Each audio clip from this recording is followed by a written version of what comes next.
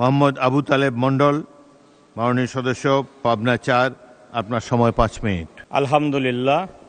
আলহামদুলিল্লাহ রাব্বিল আলামিন ওয়াসসালাতু ওয়াসসালামু আলা রাসূলিহিল কারীম। মাননীয় স্পিকার, আপনাকে ধন্যবাদ আমার নির্বাচনী এলাকা ঈশ্বরদী এবং আটঘরিয়াবাসীকে, যারা নির্বাচিত করে আমাকে এই সংসদে আজকে বাজেট অধিবেশনে আলোচনা করার সুযোগ দান করছেন। মাননীয় স্পিকার, বড় বাজেট হয়েছে, বড় ঘাটতি বাজেটও হয়েছে। এই ঘাটতি বাজেট কিভাবে পূরণ হবে তার দিক নির্দেশনাও দেওয়া হয়েছে। তবে শিক্ষাক্ষেত্রের বিষয়টা আমি দেখলাম, মোট বাজেটের শিক্ষাক্ষেত্রের ১,৩৬,৬০৬ কোটি টাকা ব্যয় বরাদ্দ ধরা হয়েছে।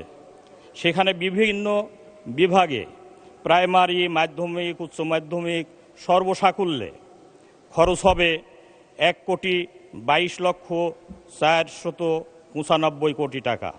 বাকি ১৪,০০০ কোটি টাকা কোথায় খরচ হবে এটা অদৃশ্য ব্যয় রয়ে গেছে। এখানে কোনো শুভঙ্করের ফাঁকি আছে কি না তা দেখতে হবে। সম্মানিত মাননীয় স্পিকার, আমরা যারাই আলোচনা করছি এই সংসদে, আমরা যারা রয়েছি সকলেই আমরা শঙ্কিত, তা হলো দুর্নীতি এবং মাদকের ব্যাপারে। দুর্নীতির ব্যাপারে যদি আমরা সকলেই ঐক্যবদ্ধ হই, এক হই, এই সংসদে যারা আমরা আছি তারা যদি দুর্নীতিকে আশ্রয় এবং প্রশ্রয় না দেই, তাহলে বাংলাদেশ থেকে দুর্নীতি বিদায় হতে সময় লাগবে না। এই জন্য আমি বিনীতভাবে অনুরোধ করছি, আমরা যারা এই ৩৫০ জন সংসদ সদস্য রয়েছি, মাননীয় মন্ত্রী মহোদয়রা রয়েছেন, আমরা সকলেই আজকে একমত হই, আমাদের কাছে কোনো দুর্নীতিবাজ আশ্রয় এবং প্রশ্রয় পাবে না। তাহলে দেশ থেকে দুর্নীতি বিদায় হতে সময় লাগবে না। দ্বিতীয় কথা বলতে চাই মাদকের ব্যাপারে। মাদককেও আমরা আশ্রয় প্রশ্রয় দেব না। মাদক উৎপাটন করার জন্য আরও আমাদেরকে সজাগ এবং সচেতন হতে হবে। এই ব্যাপারে আমি বিনীত অনুরোধ করছি আমাদের স্বরাষ্ট্রমন্ত্রী মহোদয়কে, তিনি আরও ভূমিকা রাখবেন, জোরদার ভূমিকা রাখবেন। এবং আমি বিনীত অনুরোধ রাখছি অর্থমন্ত্রী মহোদয়ের কাছে, এই খাতে আরও বাজেট বরাদ্দ বৃদ্ধি করা হোক। আমি দেখছি, আমি এলাকাতে এসপি এবং ওসি সাহেবদের সাথে আলাপ করছি, ওনারা বলেন আমরা যেখানে বসবাস করি, আমার থানার থেকে আমার অবকাঠামো নাই, বাড়ি নাই, ঘর নাই, বাসা বাড়িতে ভাড়া করে থাকতে হয়, দূরে থাকতে হয়। এজন্য আমি কন্ট্রোল করতে পারি না অনেক বিষয়। আমাদের জায়গা, আমাদের ভেহিকেল যা রয়েছে, যানবাহন যা রয়েছে তা জরাজীর্ণ। একদিন যদি কাজ করে 3 দিন ওয়ার্কশপে রাখা লাগে। অতএব এই বিষয়টিও মেহেরবানি করে একটু অর্থমন্ত্রী দেখবেন। সম্মানিত সদস্যমণ্ডলী, আমরা মাদক মুক্ত করতে চাই, আইন শৃঙ্খলা রক্ষা করতে চাই, আমাদের দেশকে বাঁচাতে চাই, আমাদের প্রজন্মকে বাঁচাতে চাই। অতএব এই বিষয়ে আমাদের ঐক্যমত হতে হবে এবং এই ব্যাপারে আমরা কাউকে আশ্রয় প্রশ্রয় দিব না। আমি আমার এলাকার কয়েকটি কথা বলতে চাই।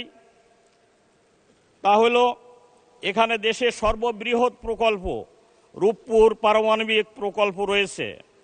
এখানে 2 বার ঘোষণা দেওয়া হয়েছে যে পাওয়ার প্ল্যান্ট চালু হবে, উৎপাদন যাবে,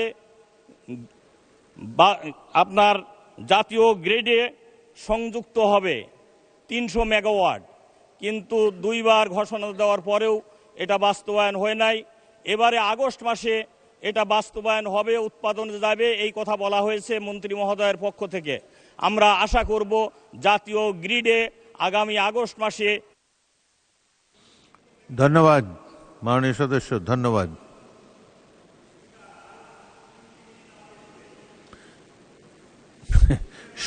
সময়ের খুবই অভাব,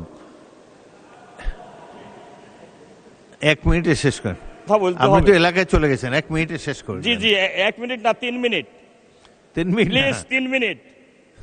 মাই গড, আপনি তো নিজে টাইম মাননীয়- নিজে নিলে আমি কি জন্য আসছি? মাননীয় 2 মিনিটে শেষ করেন। স্পিকার, এই জন্য সেখানে বড় ধরনের কাজ হচ্ছে, উৎপাদন হবে, কিন্তু সেখানে দেশি এবং বিদেশি বিশেষজ্ঞরা যাতায়াত করে। সেখানে একটা বিমানবন্দর রয়েছে, বিমানবন্দরটি বন্ধ রয়েছে।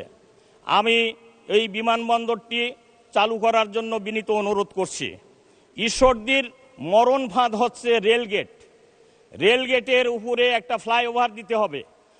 এখানে ইপিজেড, আণবিক, স্কুল, কলেজ, মাদ্রাসা, শিক্ষা প্রতিষ্ঠান, হাসপাতাল সব এপার এবং ওপারে রয়েছে রেলগেটের। এই রেলগেটের উপরে মাননীয় সড়ক মন্ত্রীর কাছে বিনীত আবেদন করছি, অতি সত্বর এখানে একটি ফ্লাইওভার নির্মাণ করা হোক। এখানে যে হাসপাতাল রয়েছে জরাজীর্ণ, এই হাসপাতালের আপনার ওয়ার্ড বয় যারা রয়েছে, ডাক্তার যারা রয়েছে অপ্রতুল। এ ব্যাপারে আরও এই ধরনের বিশেষজ্ঞ ডাক্তার সেখানে দেওয়ার প্রয়োজন এবং 50 সিটের পরিবর্তে 100 সিটের ঘোষণা দেওয়া হয়েছে, এটা যেন দ্রুত কার্যকরী হয়, এই আবেদন জানাচ্ছি।